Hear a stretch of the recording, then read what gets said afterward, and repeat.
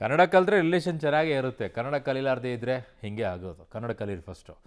ಇನ್ನು ಮತ್ತೊಂದು ಸ್ಟೋರಿ, ಆನ್ಲೈನಲ್ಲಿ ಕೂತ್ಕೊಂಡು ಪಟ್ ಅಂತ ಬುಕ್ ಮಾಡ್ಕೊಂಡು ತರಿಸ್ಕೊಳ್ಳೋದು ಇದೆಯಲ್ಲ, ಅದರಲ್ಲಿ ಯಾವ್ಯಾವ ರೀತಿಯಲ್ಲಿ ಮೋಸ ನಡೆಯುತ್ತೆ ಅನ್ನೋದಕ್ಕೆ ಇದೊಂದು ಸ್ಟೋರಿ ನೋಡಿ. ಇಲ್ಲೇನಾಗಿದೆ, ಬುಕ್ ಮಾಡಿದ್ದೇ ಒಂದು, ಬಂದಿದ್ದೇ ಒಂದು.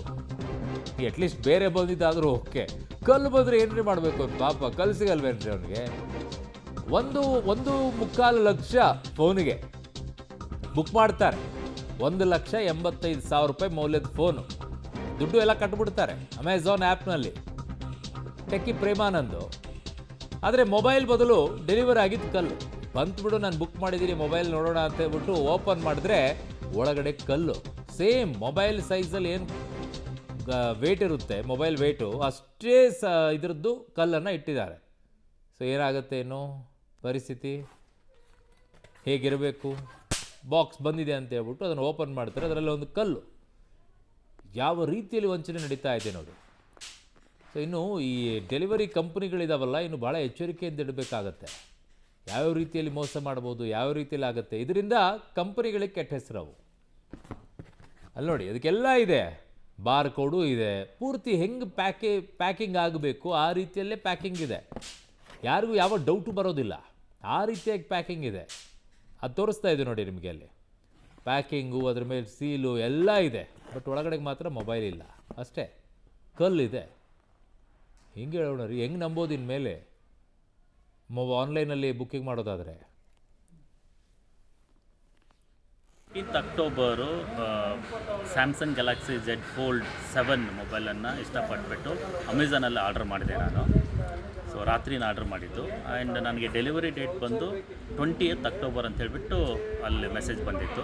ಬಟ್ 19th ನನಗೆ ಡೆಲಿವರಿ ಮಾಡಿದ್ದಾರೆ ಪ್ಯಾಕೇಜು. ಸೊ ಡೆಲಿವರಿ ಮಾಡಿದಾಗೆ OTP ಕೇಳಿಬಿಟ್ಟು ಡೆಲಿವರಿ ಮಾಡಿರೋದು. It was not open box delivery. So ಅವಾಗೆ OTP ತೊಗೊಂಡು ಹೋಗಾದಮೇಲೆ ಆಮೇಲೆ ನಾವು ಬಾಕ್ಸನ್ನು ಓಪನ್ ಮಾಡಿ ನೋಡಿದಾಗೆ ಸೊ ಫೋನ್ ಇರಲಿಲ್ಲ, ಅದ್ರ ಬದಲು ಕಲ್ಲಿತ್ತು. ಸೊ ಟೈಲ್ಸ್ ಡೆಲಿವರಿ ಮಾಡಿದ್ದಾರೆ ಅವರು. ಆಮೇಲೆ ಅದನ್ನು ಕಂಪ್ಲೀಟ್ಲಿ ಸೀಲ್ಡ್ ಪ್ಯಾಕ್.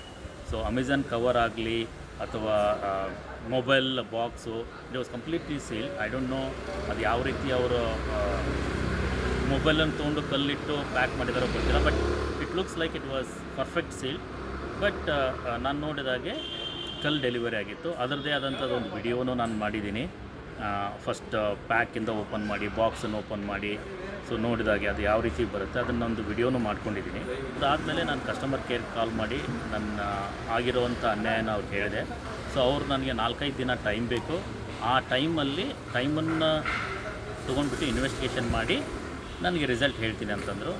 ಸೊ ನಾನು ಬರೀ ಕಸ್ಟಮರ್ ಕೇರ್ ನಂಬಕ್ಕಾಗ್ದೇ ನಾನು ಹೋಗ್ಬಿಟ್ಟು ಪೊಲೀಸ್ ಕಂಪ್ಲೇಂಟ್ ಕುಮಾರಸ್ವಾಮಿ ಸ್ಟೇಷನಲ್ಲಿ FIR ನಾನು ರಿಜಿಸ್ಟರ್ ಮಾಡಿಬಿಟ್ಟು ನನಗೆ ಯಾರು ಇದನ್ನು ನನ್ನ ಮೊಬೈಲ್ ಅಥವಾ ಡೆಲಿವರಿನ ಅನ್ಪ್ಯಾಕ್ ಮಾಡಿ ಮೊಬೈಲ್ ತೊಗೊಂಡು ಕಲ್ಲಿಟ್ಟಿದ್ದಾರೋ ಅಥವಾ ಎಲ್ಲಿ ಮಿಸ್ ಆಗಿದೆ ಅನ್ನೋ ಇನ್ವೆಸ್ಟಿಗೇಷನ್ ಬೇಕಾಗಿದೆ. ಸೊ ಅದನ್ನು ಕಂಡುಹಿಡಿಯೋಕ್ಕೋಸ್ಕರ ನಾನು FIR ರಿಜಿಸ್ಟರ್ ಮಾಡಿದ್ದೀನಿ.